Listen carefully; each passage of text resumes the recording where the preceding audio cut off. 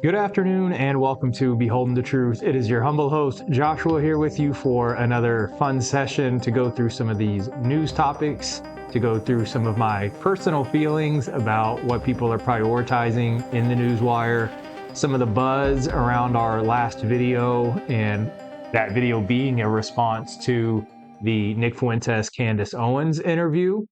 First things first, just to get out of the gate, I got to say thank you for the very high level of engagement with that interview.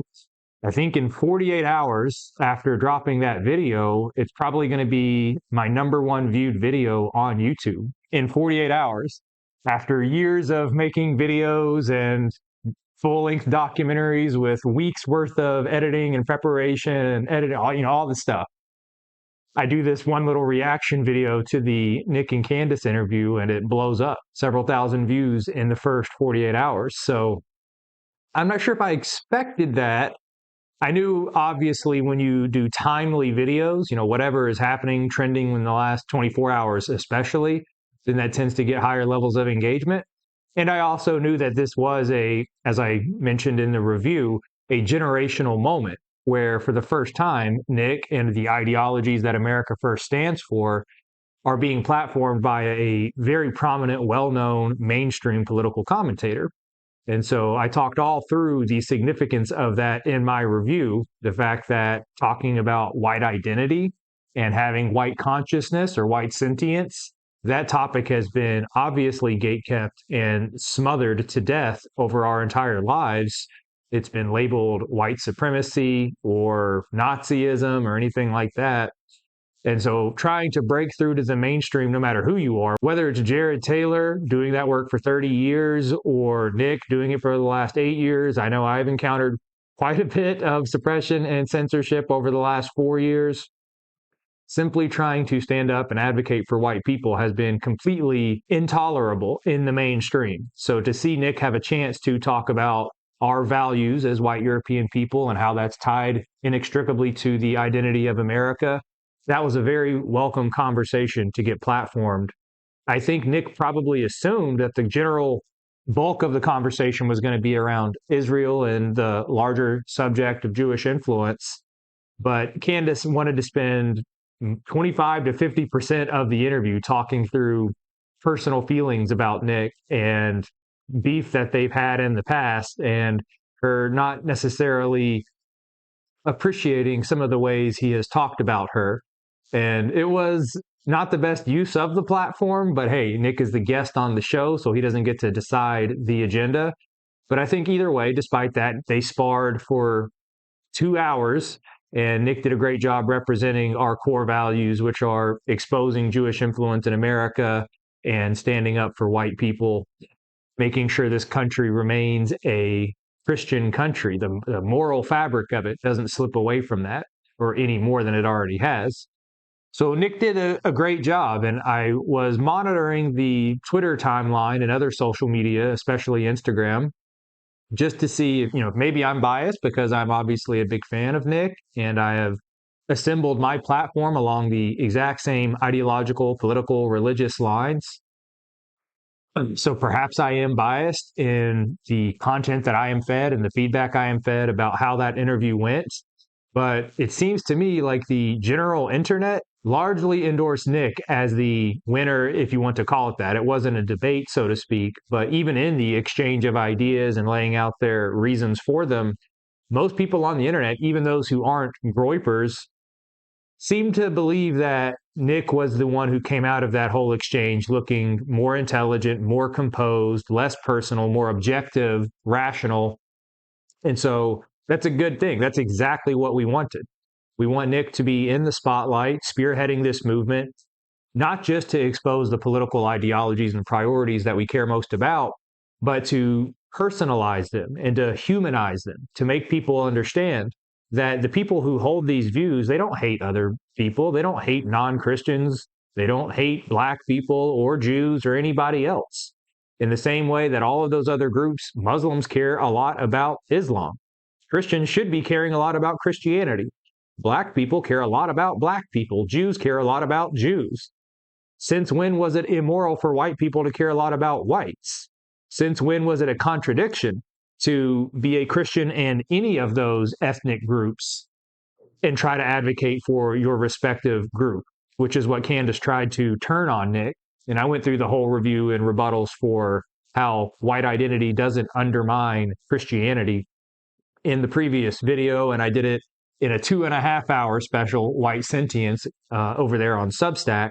So this conversation today is not about doing that whole litigation right now, but Nick did a great job in showing up as, hey, I'm just a human being, okay? I'm trying to make a living. I'm trying to protect my progeny. I love God. I don't hate anybody. You guys are all doing this for your people. I'm trying to do it for myself. You haven't experienced censorship like I have. People aren't showing up to your doorstep trying to kill you. So the interview overall, I think, was a very, very positive thing for America First. And honestly, when you have these other conservative commentators who are women, who are minorities, they're not going to be able to carry the ball forward because they're not as mutually invested. I'm not sure that Candace would agree that America needs to be a majority white country. I'm not sure that Candace would agree that women have no place in politics, formal politics, occupying governmental office, being the opinion makers, and so on. And so while Candace may be a useful ally for certain topics, in particular discussing Israel and the Jewish influence, exposing corruption in the government, those kind of topics, that's all good and well. But we obviously understand that the leaders of our movement have to be a very particular makeup. Obviously Christian, they need to be white, and they need to be men. And so those who do not meet those criteria are, A, not candidates for the leadership of America First, and B, we can't expect them to necessarily agree with those three core beliefs, that we need a European Christian patriarchy. That's the solution. That is what is required to get us out of this downward spiral, this death spiral that America and all of Western civilization is in. And so obviously Candace pushed back on that when they got into discussions about interracial marriage and race and IQ. And she did not appreciate Nick telling her that she had no role giving him life advice about when he should start a family and so on, because she's a woman. So not to rehash a whole review of the interview again, but I just wanted to point out one more thing on it here. And this is in regards to why Candace even did the interview in the first place. It was partially to talk through the beef and maybe try to refute some of the accusations that Nick made, that she was intentionally not allowing him on her show because she was scared of her reputational damage, scared of losing her platform. You know, she said it had nothing to do with that. I chose to platform Dave Smith because he's my friend, and so on and so forth. I'm a busy mom. I never even said that I would have you on my show, but Nick provided the receipts that she actually did say that. So anyway, I think one more takeaway from the Nick and Candace interview, specifically why Candace did it, I think it had more to do with promotion of herself as, hey, all you other conservative people like Matt Walsh, Michael Knowles, Ben Shapiro, Charlie Kirk, Glenn Beck, all of the leaders of Con Inc., they say they stand for free speech, but they obviously don't. And so they won't invite anybody to talk about white identity. They won't typically invite anybody to talk about Jewish influence. They've only recently had to allow some conversation about Israel. So I think Candace, more than wanting Nick to have a platform to share his story and to promote his views, or at least just give him a fair discussion to do so, I think it was a lot more about, I want to be seen as the one who will go further than anybody else will in terms of free speech. And so it was more of a profit-driven incentive than a genuine care about free speech. And I think this is illustrated by the fact that she put it behind a paywall. She obviously didn't drop the interview on YouTube. Why? Because she's worried about being demonetized, clearly. So to put it behind a paywall, but then still be able to claim, hey, I was the one throughout all of mainstream conservatism, I was the one who actually cared enough about free speech to platform this guy that you all say is evil and everything like that. And then when she did platform him, she gave him a hard time about virtually everything he said. But neither here nor there. I think that that was the true motivation, is to get the stamp that says I was the one who broke the glass in terms of actually standing up for free speech in the mainstream. But she carefully did it in a calculated way behind a paywall on her personal site. So she gets to claim that she did it, but did she really do it? Did she platform him on X? Did she platform him on YouTube, the two largest political platforms? No, she did not. Now, obviously, the interview leaked out anyway. Nick had it available on his Telegram, and he wasn't the first one. Other people had it on X and other platforms. So the paywall didn't even achieve its objective in terms of limiting its viewership to only people who are going directly to her site to see it. And surely she is old enough to know how the internet works, that it doesn't matter if you put things behind a paywall. If it's on the internet, it's going to be seen by people who don't want to pay for it. They're going to find a way. And it's not going to meaningfully reduce the audience. The people who want to see Nick talk to Candace, they're not going to go, oh, darn, it's behind a paywall and I don't want to pay $2. So I guess I'm just not going to watch it. They're going to find a way to watch it. So I think it was a strategic, calculated thing. And it was also about her wanting to be first to the prize of the reputational award of being, oh, well, I'm really free speech. So that's probably all I'll say for now about the Candace and Nick interview. I did a very thorough 2-hour recap of that, dropped in 2 separate 1-hour episodes over the last 72 hours. And the feedback on those reviews has been overwhelmingly positive. I think 100% of the comments on both YouTube videos have been really appreciate the work. Thanks for breaking it down on a further level. Also putting up on screen some of the receipts and stuff like that. So I appreciate you guys' feedback. Thank you. I'm looking forward to doing more reactionary content. Whether or not I play the video that I'm reacting to, or do it more along the Nick style where I just talk about it, reference it. If you want to see the exact quotes and the exact videos, you can go find those. But what is really hot right now is the reaction content where, you have the reactor on the screen and, in a thumbnail, they play the video that they're reacting to. I don't honestly love that, but I know it is very good for the algorithm. So maybe we'll be incorporating that into this platform's growth and content. On that note, I have some very exciting news, 2 things going on in Beholden To Truth world. I mentioned a couple of episodes ago that I have struck up a friendly relationship with none other than Ken O'Keefe, the legendary former Marine who has been well known in the anti-Israel, anti-Jewish influence, pro-white circles for many years now.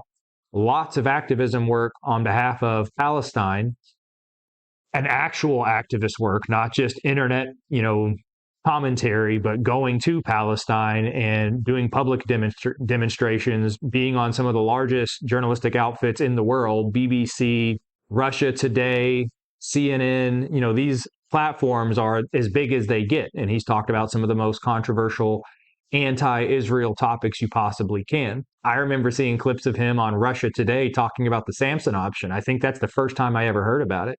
And of course, his clips open up Europa, the Last Battle, where he talks about the head of the snake being the money supply.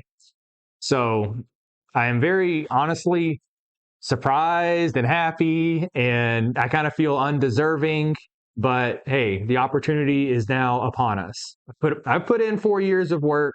We got over 70,000 followers over on Instagram. This YouTube is slowly getting there. We're, I think, at 1,600 subscribers now on YouTube. We're building a fort over at Substack as well. I got to work on the Twitter. Rumble is slowly creeping its way to 1,000 subscribers. And so this invitation to collaborate with Ken, I think, is going to be very big for the platform. I've talked to him multiple times on the phone now for hours, multiple hours each time. And we have some very ambitious ideas in terms of building a business around this work, the types of content we could create, doing some interviews for you guys. I know when I shared the fact that I connected with Ken on Instagram, I got a lot of DMs saying oh my God, I can't believe you're talking to Ken. We want to see interviews. We want to see more of kind of his personal side. So I'm looking forward to sharing more about that very, very soon. Can't promise you when. It's a lot of work. He also works on the other side of the world, so there's some restraints in terms of how often we can collaborate. But there is going to be some 5-star content from the legend himself and yours truly coming to you guys very soon. Another very exciting thing happening in Beholden to Truth world. I talked in a previous vlog. I think it was the night where I was telling you guys where God just poured out blessings on me. That was actually the night that Ken O'Keefe reached out to me. That was also the night that I found out Nick was going to be platformed by Candace. And a third blessing occurred that very same night where a very kind follower of mine decided to offer a pretty sizable donation to the platform, not like thousands of dollars or anything like that, but certainly more than I've ever received in a single donation before. And as I've always promised you guys, this company, 4 years in the works now, has never been profitable. It's multiple thousands of dollars in the red. We're still a long way away from achieving profitability. And that's despite having launched the merch store. That's despite having unlocked monetization on YouTube. And that's despite even after this nice donation, we're still a long ways away from making our first penny. But I told you guys, anything that I make, even while we're still negative, is not going to simply try to offset some of the investments that I've made in this platform. It's going to all be reinvested in growing the platform for the purpose of amplifying the message and trying to do something about the collapse of America. And even more broadly, white genocide globally, worldwide. So that's the purpose of the merch line, the Save Europa merch line and the Anti-Zog merch line. Beholden to Truth, Christ culture, white identity, and fitness lifestyle. Red pilling the masses. On the front lines. Against the synagogue of Satan. Expose the Zog. And save Europa by shopping at beholdentotruth.com. We need everyone supporting the mission of bringing Satan to submission.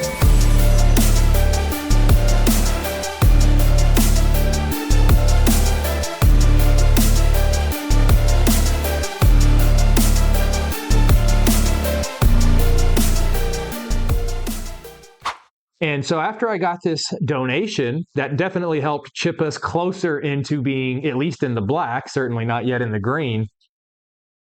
I wanted to find out what the best usage of that donation would be. And I got an opportunity from another longtime follower who supports the work to come on board as a full-time assistant, employee, associate, whatever you might want to say. And so there have been opportunities for me to get some help in the past, people who have volunteered their time or their effort, and it did not work out. If you've been a long-time follower, you know how those situations unfolded very disappointingly. I get my hopes up. I finally find somebody who doesn't see me or this body of work as completely radioactive like people see Nick.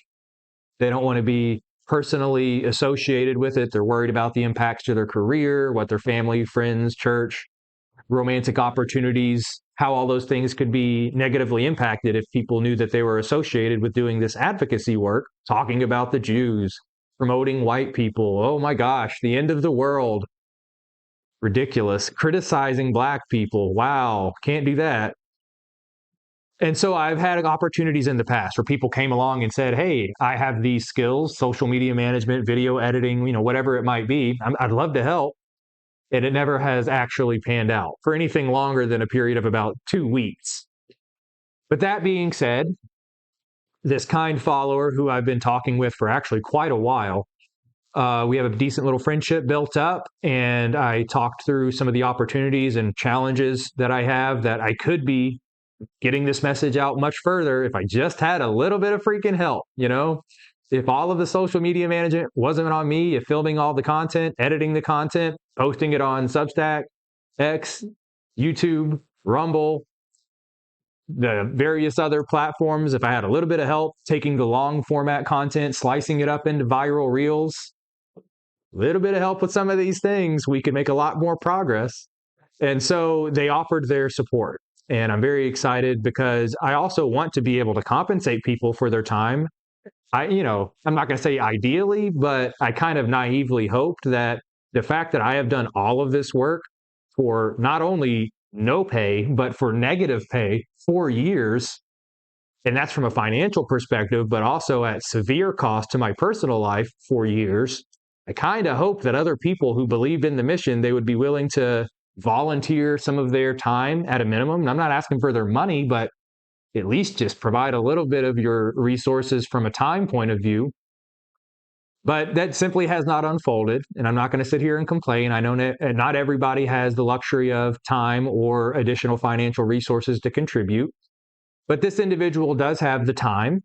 And I wanted to actually take that first decent donation that I have, a little bit of money to spend. And as I promised you that I always would do, for 100% of it, I'm not holding a single penny back for offsetting the red of myself. I'm taking 100% of that donation, and that is going to be their salary for the first month, because that's all we got. And we're going to see how things build upon that. Hopefully, we can exponentially grow in terms of the various monetization strategies. That way, we can unlock a second month's salary for him. And it's a mutually beneficial relationship where the platform's growing enough to create enough revenue so that he can continue to be paid. And we synergistically work together and build the following across all these platforms. And by building the platforms, we get the message out to the larger public. So that is very, very exciting for me. It's been a long time coming to actually have a paid employee.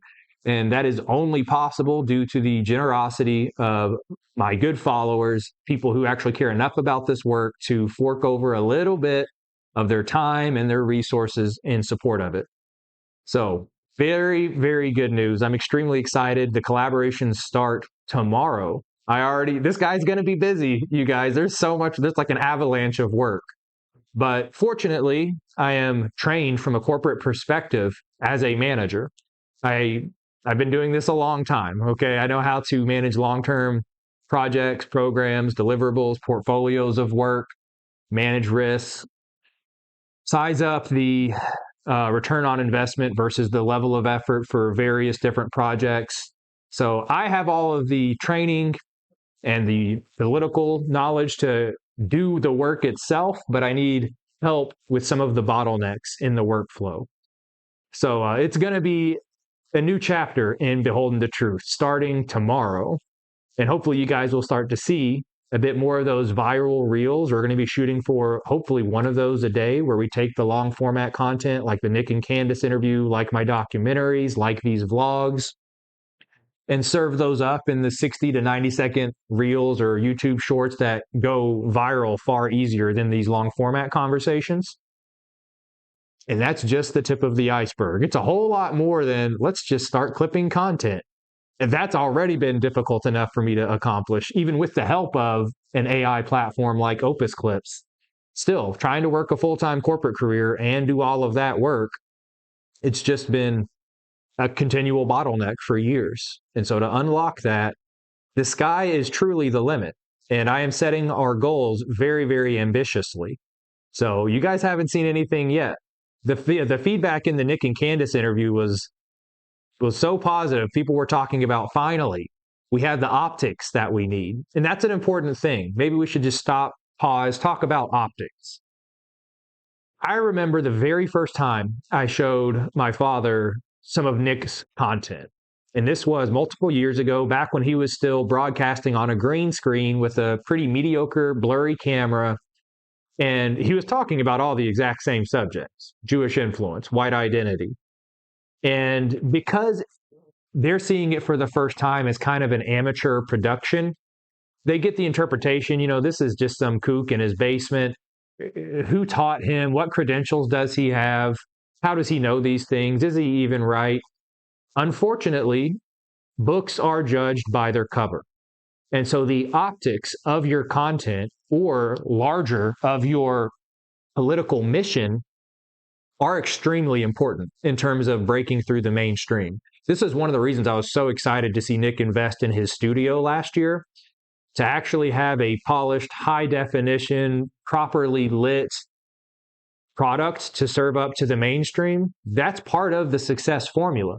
I wish it weren't that way, but there's an ocean of content that already exists of white Christian guys, many of them not Christian, but at least white guys talking about white genocide, from their cell phone camera. They have a Nazi flag in the background. That's not a diss on Nazis, by the way. I'm just saying the optics aren't there. It's very unprofessional. It's just honestly very amateur looking. And so, how are you going to send that content of those people to somebody like Candace Owens or Tucker Carlson or some other major network and say, this guy has valid intellectual views? They're biblically sound, they're historically verified, they're morally unimpeachable. But they pull it up and they see a guy with a Nazi flag and it's filmed on a potato, and they're like, yeah, okay, sure he is. I'm sure he's very educated. And they roll their eyes. They don't even watch the video. They don't take the information seriously because the optics were off. The delivery was off. So this is one of the reasons why I am thousands of dollars in the hole for this platform, because I had to go out and buy a camera, buy lenses, buy lighting equipment, buy software. All of those investments you have to make in order to actually be able to serve up a polished product with a high level of optics. That's investment that just has to be done. Can't be avoided. And it is genuinely important. People do judge a book by its cover. But some of the comments in the last video were talking about, finally, we have some good optics in America first. It's not just Nick alone who's putting out a very high quality product regularly every week. You guys got me. And I'm still a small fish in the ocean, relatively speaking.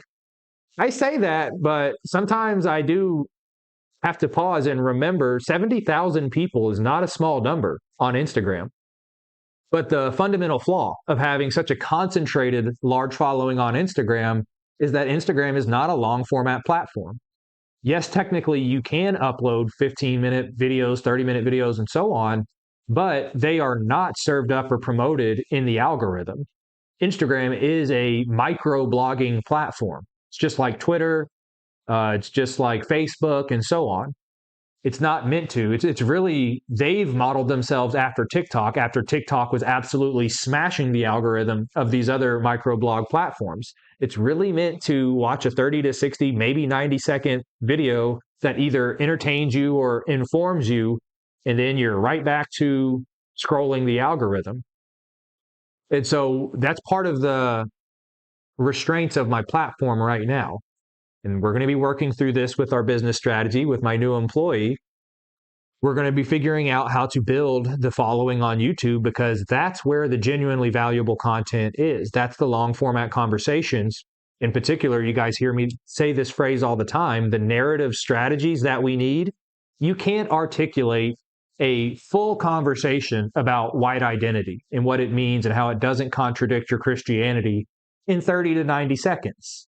There's too many historical pieces of information to share, especially as it relates to the Jews, their persecution, their views of Europe.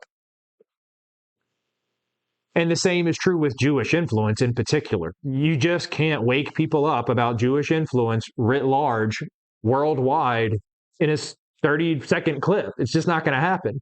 And even if you hit them with 10 clips because they liked the first one, you might be able to drop a receipt on them that says, hey, did you know the founder of the transgender clinic in Weimar, Germany was Magnus Hirschfeld, who was Jewish? And then they hit another 30-second reel that talks about the Talmud. They hit another reel that talks about the HIAS and Emmanuel Seller and the guy Israel who wrote the play The Melting Pot. So the guy who changed the immigration laws and lobbied in Congress for 50 years, Emmanuel Seller, to open up immigration in America to non-white countries, yeah, that was a Jew. And the guy who wrote the play called The Melting Pot, which is a message of anti-homogeneity in America. The reason America is so great is because you don't have to assimilate. You can bring your religion with you, and you can bring your ethnic nepotism with you, and you can bring your allegiance to your former nation with you. Isn't that great? Because America is a melting pot. Not really using that term correctly. Melting pot's supposed to mean you melt together and you meld and you adopt parts of the other, whereas Jews do not operate that way. And frankly, the assimilation of blacks has failed to play out. The assimilation of Hispanics has failed to play out. Certainly not working well for the Arab Muslims. European Christian culture is very different than all of the above. And unfortunately, full assimilation just hasn't happened when it comes to these other racial groups, and especially not their religious groups, and especially not those who come into our nation or are even born in our nation with a greater love for a foreign nation than America. And you know who I'm talking about. And so anyways, the point is that trying to share up, as you know, I just went through 3 minutes of explaining a tiny little glimpse of why it matters, the demographic of the country, and how that's connected to the origins of the people who have promoted the myth of diversity is our strength. We're a melting pot.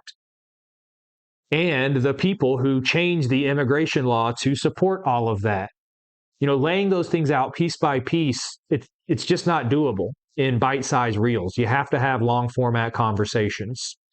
If you want to talk about Barbara Lerner's Spectre, you want to talk about George Soros and Larry Fink as international Jews saying that it's their responsibility to destroy Western civilization through mass immigration. And they know, they're self-conscious. They understand that the Jews, when they do this, are going to be seen unfavorably by the host nations. But they just have to get over that. They need to adopt multiculturalism. It is no longer going to be a monoculture in Europe, okay? That whole culture you guys had around your ethnic people and your religion, well, that's got to go, okay? The Jews said so, so just let it go. Become a melting pot. Embrace diversity. So, super excited about the work we're going to be able to do with some more bandwidth behind this whole platform. As I said before, that's thanks to you guys. I mean, a good example of that is the donation came from an individual. That's true. But I showed up on that individual's radar because the account has so many followers. It gets so many reshares and comments and likes. And so even if you can't contribute financially, I understand. But sharing the content, it does have a impact that isn't seen in the immediate term, but because the snowball is accumulating and showing up on other people's radars, Dan Blitzarian has liked my content before. The Hodge twins have liked my content before. There's a couple of other celebrities that I would like to throw out there, but they're a little more protective about their political beliefs, so I'm not trying to blow up their spot. But we've shown up on very, very large radars. The fact that I'm now talking to Ken O'Keefe, that's huge. Like, there are so many examples I could provide of you guys bringing all of this to fruition. I can film the content and I can study and have all of those names and dates and their impact to America over time, provide the narrative strategy on how you can walk other people through this. But it's you guys actually watching it and liking it and subscribing, following, sharing that have got us to this point where we might be at terminal velocity. I have no idea what's going to happen next. Could be pretty crazy. I'm just imagining the possibilities. And I have an entire business plan structured. So, very excited. Very, very excited. Thank you guys for your support. What else do I want to get into with this session today? So here is a very good example of the missionary work that I am doing, not just internet activism. I've talked to you guys multiple times before that at some point, we do have to take these subjects into the real world, talking to your church group about Zionism being a blasphemous interpretation of the scripture, talking to your other white people, your friends, family, or people at church, just random people in the community, talking to them about white genocide, the changing demographic, asking them how they feel about it. We're going to have to actually have those conversations. We're going to have to do more than like content, okay? And so I've done something interesting with the merchandise. And I know a lot of people, Nick actually had a really funny super chat last night where somebody was giving him a hard time about paying for the super chats and getting roasted for them. And he said, you know, this is how my platform is funded. Like 90+% of the funding comes from super chats. Okay. So if you expect me to do all of this work and respond to you guys' questions for free, how do you think I was able to grow this platform? He's hosted actual conferences, the America First conference. He's hosted these multiple times. He has to travel for interviews. He has to pay his interns to do all of the video clipping and promoting and stuff like that. And he has had absolutely zero institutional backing the entire 8 years. Nobody has ever paid him to do this work. So how else is he supposed to fund the whole operation? He's got to do something. And so what he has done to raise funds is this super chat model where he responds to questions and answers at the end of his show. People donate $5, $10, sometimes $100, sometimes $500. It really just depends on who's watching and what their life is like. To some people, $100 is not that much money. To some people with very deep pockets, $500 isn't that much money. And so that's how he has raised funds for his platform. And also he has sold some merchandise, not a whole lot, but he has his America First hats. He has the Donald Trump hoodie. And so he makes money through merchandise. He makes money through super chats. And of course, the detractors are always going to say, oh, that's a grift. You're just doing this to make money. You don't actually care about those political values. You're just trying to get rich. And that's a frustrating thing to hear because guess what? Every business has to make money and every human being has to make money to stay alive. Okay? It is what it is. And so my monetization efforts for this platform, I've been trying to give you guys exclusive content through the Substack memberships, early access to documentaries, even a chance to talk to me 30 minutes, just like sit down and ask me anything you want. Have your own personal interview. You can do that through Substack. I've also recently stood up the merch store, not just for the sake of generating money to offset the financial investments that I've put into this and hopefully make the company profitable so that you can take the profit, reinvest, multiply the message. But, I could do that selling posters that you hang up in the wall or on your wall. I could do that selling coffee mugs. I could do that giving you merchandise of various types. But the reason it's so important that the merchandise is apparel is because that is putting your political, religious beliefs on your sleeve for the world to see, which I admit does take some courage when your beliefs are controversial this day and age. Saying something like, I am anti-Zionist out in public, oh my goodness, are you ready to do that? Is that a little too scary for you? Are you worried about who you're going to offend? I hope not, guys. I hope we're past that by now. And that's kind of what I was thinking when I said the very first apparel line, we got to do anti-Zionist occupation because we need our fellow Christians on the same page. And currently they are not. There's 40 million Zionist Christians in America. And we need to be exposing the deeds of Israel, the blasphemous teachings of the Scofield Bible, this fake creation nation state of Israel. We need to be helping our other Christians along that journey to figure out that they can still be Christian and not believe that the Jews are God's chosen people. And understand that Israel is a foreign nation that has nothing to do with temple Judaism, with the ancient Israelite religion. Absolutely nothing. The Talmud is not the same teachings as the Torah. And the Jews who are living there, the so-called Jews, 90+% of them do not descend from the Abrahamic line. They descend from Russia, Ukraine, Poland. Okay? They have no relation. They aren't Semites. And they're trying to actively take the land and murder en masse the actual Semites who live there, all the while calling them anti-Semitic for doing so, and calling you and me anti-Semitic for doing so. They're not Semitic people. They're not practicing the religion of the Torah. Okay? It's a complete fucking farce. And so you need to have the educational courage and content within you to have those conversations. But a great conversation starter is putting that belief on yourself publicly. Of course, you need to be prepared for the conversation that invites. But it's not just, I think actually what you're going to find is wearing the anti-Zog stuff. It is an invitation to talk to people who disagree with you. But what you're going to find is that there's a lot of people who are already there. They know what Zionism is now.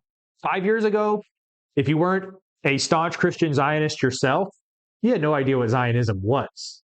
Some goofy word that starts with a Z. Is that a religion? Is that a diet? It's like, I genuinely have no idea what Zionism is. Because Israel and everything they do in our country and abroad, and their religion and the political ideology that is formed around the religion, that's what Zionism is. All of that stuff was vigilantly suppressed for our entire lives. And we've gone through very deep analysis as to why in the last episode and hundreds of other episodes before that. So the word Zionist didn't even mean anything. If you wore a shirt out in public that said anti-Zog or anti-Zionist, we're talking less than 1% of the population would have even knew what that meant. But now, with what's going on ever since October 7th, now that Tucker Carlson is talking about it, Matt Walsh is talking about it, Candace is talking about it, plenty of other people are talking about the damage that Zionism is doing to America and is doing to tens of thousands, 400,000 dead Palestinians. Those are the fruits of the tree of Zionism currently. And that's just currently. We're not talking about the million dead Arabs and the 300,000 dead Americans and the tens of trillions of dollars that have cost America at the expense of Israel expanding its greater Israel agenda over the last 80 to 100 years. People are becoming savvy that word Zionism actually means something extremely important. It affects all of our daily lives because our daily lives consist of making money. That money is taxed. The politicians we elect that we think are working on behalf of the Americans are actually financially bribed or being blackmailed by Zionists or people who have a strong affiliation with Zionism. People are finding out that this whole Zionism, Zionist thing actually does matter. And so for you to put that on a shirt or a hoodie or your joggers or your water bottle or whatever else you'd like to carry along with you, all of those other people who have been red-pilled in the last year and a half, they're going to see you and they're going to know this is a politically savvy person. If they're a Christian, they're going to understand that, oh, you're actually one of, I'm not going to say the good ones because we love all Christians, we love all people. We love all of our brothers and sisters in Christ. There's a special place in our heart for our fellow Christians, even if they have a false understanding of what Jesus said about the Jews. They're going to understand you're operating on an entirely different wavelength when it comes to your Christian faith and your political understanding of the world. When you go out there and demonstrate that you know what the Zog is and you are absolutely against it. You know that it is. You know also that it is a domestic problem. It's not just a problem with what's going on 5,000 miles away. It's influencing our politics. It's influencing our academia. It's influencing the people who run the Federal Reserve, our very currency. It's influencing the people who censor the media and give you a false understanding of what is even happening in the Middle East or what's happening right outside of your doorstep. All of these people are influenced by Zionism because they're influenced by highly influential Jews. So, all that to say, the merch on the store, BeholdenToTruth.com, the anti-Zog line, yes, it helps invest in this platform, which exponentially increases the number of people we can reach via internet activism. But you wearing the merch out in the real world is going to connect the right people to each other. You know what the Zog is. I know what the Zog is. You're my new friend. We should get coffee and talk about it. I mean, think about this. I have heard so many times over the last 4 years that it is very isolating to know what's going on with the Jews. You know, I can't talk to anybody. You guys tell me this all the time. My family doesn't understand me. My friends don't understand me. I'm practically kicked out of my church for having these beliefs. You're always asking me, how do I find other people who I can just talk about the Jews with, who I can talk about my fringe politics with? Have you ever tried advertising what your beliefs are? You're welcome. You're welcome. I gave you a way to do that. For a humble donation to the platform, which you know is going to be invested in my part of evangelizing the mission, you can go and do the same and actually make friends with the right kind of people you want to make friends with. I'm talking about lifelong relationships. How many of you would love to have dinner, crack a beer, watch Europa The Last Battle, watch Hellstorm, The Greatest Story Never Told, watch some America First, watch my content? How many of you would love to actually do that with another human being? And you guys can talk about how crazy it is, and you guys can talk about how both of your families turned their back on you and how you also lost friends. I'm saying this from my heart because as I have done so much of this over multiple years and the platforms have grown so large, I have made friends like me. That's how I'm soon to have this business relationship with both Ken and this first employee of the company, is because we're on the same wavelength. We were connected through the mission. And now there's this cool opportunity now for like everybody, the actual civilians of the world, the global populace, to come together and telepathically talk to each other, make that connection. It's almost like you're single and you're looking for your future husband or wife, and you have like your priorities. You know, what is your priorities? Do they need to be fit? Do they need to like dogs? Do they need to be into fitness? Whatever. It's like having your criteria on your shirt for the people you want to meet. You just go to Walmart, go to Target, go to the gym, and you have your criteria right there. Fuck Tinder, fuck Hinge, fuck Match.com, all those places. You go out in public wearing an anti-Zog shirt, and a member of the other sex sees that, and they're also anti-Zog. You just made huge headway. You've already, as I said, established you two have something special in common, something rare. It's growing in popularity, but it is obviously something that isn't a dime a dozen by any means. And so I have a personal example of this. 2 days ago, I was in the gym training with a friend of mine who I met through this work, and I was wearing my blue Save Europa shirt, tank top. And I'm in the middle of a set on the pec deck machine doing some flies. And this guy comes up to me and says, "Hey, I like your shirt." And he's speaking with an accent. I don't recognize it at first, but he clearly has an accent. He's a young guy, white guy, probably 20, 22 years old, something like that. And I said, "Thanks, man. I appreciate that. So, you know, if you like my shirt, it says Save Europa, okay? So if you're telling me you like my shirt, boom, there we are. We know it's a coded message. We understand what's going on with Europe.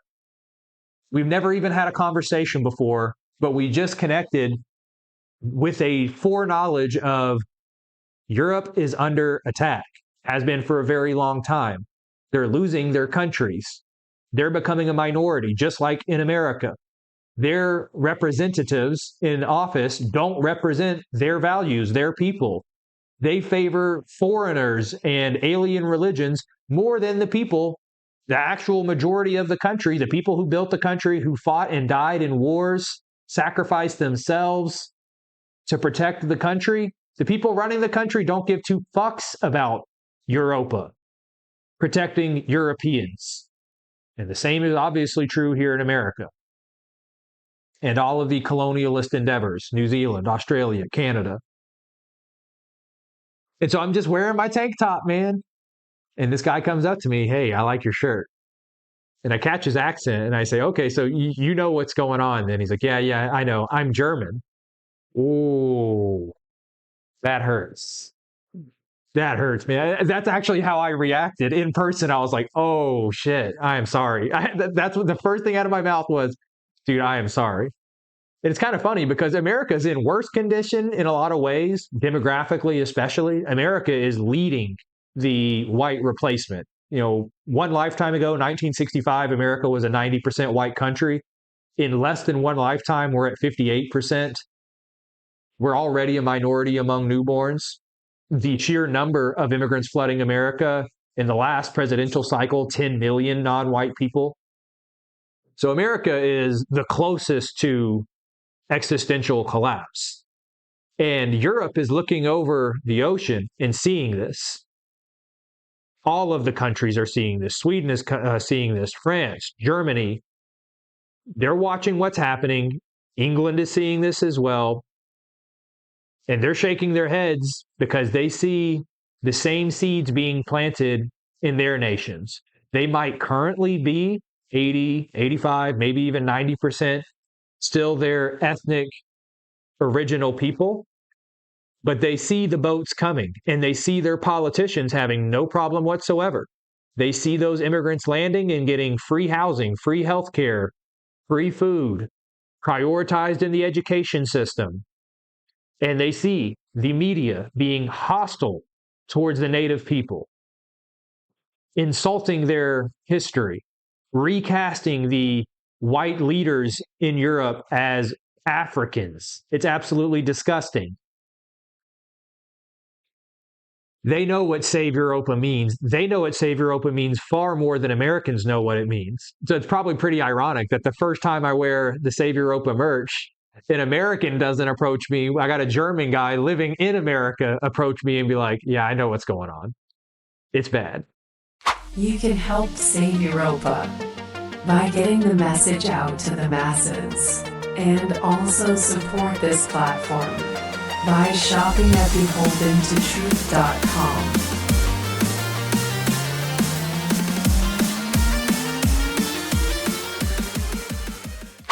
Germany it's not necessarily as urgent on the demographics. It is urgent. It's a problem. But what I'm saying is the things they're facing in Germany are much more aggressive speech policies. You'll actually get arrested for scrutinizing the details of the Holocaust in Germany. That's an actual crime. So the suppression there is very, very bad. I pray for them. I pray for all of Europa. And I do my part. I actually put my personal money into saving Europa. I devote thousands of hours into advocating for white people worldwide. And obviously that means you have to then talk about who is the counterforce, who is subverting Europa. I've devoted 4 years of my life to this. So I just wanted to share some details about the progress of the platform tonight. All thanks to you guys. You guys are putting me on the map of these influential people. You're bringing the right people, collaborators to me, people who are willing to sacrifice a bit, work hard, put their reputations on the line if they have to. We are moving into a new chapter of Beholden To Truth. This could be a historic episode that you're watching tonight. I remember when Nick moved into the new chapter of the studio and when he first met Kanye, when he had his event shut down, when Trump was assassinated, there was that whole thing, not assassinated, attempted assassination. There are landmark episodes of each of these large platforms that they kind of predict this is something to remember. The page is turning. 2 nights ago was one of them. Nick being platformed on Candace's show. That is a paradigm shift in the narrative. One funny thing to wrap up this session with you guys, and then I got to get on to having dinner. I saw a reel on Instagram of NHH being performed in China, which of course is Nigga Heil Hitler. Kanye West, aka Ye's greatest single that he has ever made, maybe one of the greatest singles in all of music history. He is performing on tour all throughout the world, and he was having a concert in China, and it's a concert to like 77,000 people. And you hear the music, those big trombones that start the song, and the crowd goes wild. He does the first several bars of the song before the chorus where you start chanting Nigga Heil Hitler. The crowd's going wild, man. And Nick said this when that single first came out, that people do not understand the significance of this song. They think it's like kind of edgelord content. Kanye's just being Kanye. He wants attention. He's trying to clickbait. It is what it is. This is what celebrities do. You don't get it. Also, the people who criticize Nick for aligning himself with Kanye, whether it's because he's black, whether it's because he's married to this essentially prostitute who walks around naked, whether it's because he admits that he uses drugs, admits that he's a cuck, a sexual deviant, all these things that you can criticize Kanye for. The purity spiraling white nationalist and Christian nationalists said, no, Nick is completely in the wrong for advocating anything Kanye ever does. He's not the kind of guy we need in our movement. We should be putting him way over there. We don't want anything to do with him. And Nick said on his show, even before Nigga Heil Hitler, when he was simply talking about exposing Zionism and Jews, that they created cancel culture, when he went on Alex Jones, when he dropped the big tweet, when he wore the White Lives Matter shirt. Everybody seems to forget all these things. Nick has said for multiple years that this isn't a matter of waiting for the perfect leader to come along who is a virgin, so they have no history where things could be used against them with ex-girlfriends, ex-wives, whatever. They have no browsing history that is ever questionable that could be held against them. They are 100% pure European whites. They are not only Christian, but they're the same denomination of the Christian that the person criticizing him is. Like in Nick's case, people give him a hard time about being Catholic and America being a Protestant country historically, so he can't be our guy. Okay, well, if he was Baptist, then Methodists would have a problem with him. Or Eastern Orthodox would have a problem with him. And if he was Eastern Orthodox, Catholics would have a problem with him, and Protestants would have a problem with him. And so it's a false illusion to think that there is some figurehead, some leader who's going to come along and be 100% Aryan Chad with no questionable history whatsoever, the right denomination, the right optics, the right charisma. You're just an idiot if you think that person is coming along. That's called ankle biting, to always go after the imperfections of whoever is actually in the arena, who's actually delivering the wins, who is waking up millions of people, whether it's Kanye on Alex Jones, whether it's Nick doing his work on America First. Very frustrating for me. You can tell I get a little animated when it comes to the ankle biters. Cannot stand them. And a lot of that is a psyop, by the way. The ankle biters who are literally paid to say, oh, you can't trust Nick because he's a Fed. You can't trust him because he's 25% Mexican. You can't trust him because he's a Catholic. You can't trust him because this friend that he had multiple, 5, 10 years ago ended up being gay or something like that. All of these slanderous attacks on his reputation, on his faith, on who he chooses to be his friend. Oh, you can't like Nick because he's Kanye's friend. You have to have the maturity and the discernment to know that, as I said, the perfect leader isn't coming. We're looking for the best we can get, okay? And Nick is by far the most complete package, not just visually. The package isn't what's purely optical on the outside, the physiognomy. Tell me somebody else that's as mentally sharp, as historically researched as Nick when it comes to Jewish influence, as it relates to white advocacy, white genocide. There isn't anybody. Nobody else has had even remotely the same impact on either subject. And there's people who will take offense to that, but those are just the facts. Those are the numbers. And this is why Nick ended up being the most banned man in America. If there were other people doing as equally valuable work in terms of attracting the same number of eyeballs, holding the same arguments that are, I'm not going to say impenetrable or invulnerable, but nobody else is willing to debate him because they know they don't honestly have much of a rebuttal. They know they'll get destroyed in a debate. This is why you don't see him getting flooded with invitations from Tucker Carlson and Matt Walsh and Ben Shapiro and Michael Knowles and Glenn Beck and everybody else, Charlie Kirk. They say they're free speech. They say they're America First, but they know they get into a room with Nick and Nick is going to absolutely destroy them. Absolutely. You saw what happened with Candace, and that might honestly have a little bit of a effect on his invitations in the future. It is true that we pushed through and made it to the mainstream, but who do you think is going to platform him now and try to go against him? There will probably be invitations now from people who are willing to let him say what he wants to say, but I don't think you're going to see many Jews who are staunch Zionists who want to defend the history of the Jews and the persecution and the Holocaust and blah, blah, blah, blah, blah, I don't think many of them are going to be inviting him on. And I don't think many black people are going to be inviting him on to talk about race realism.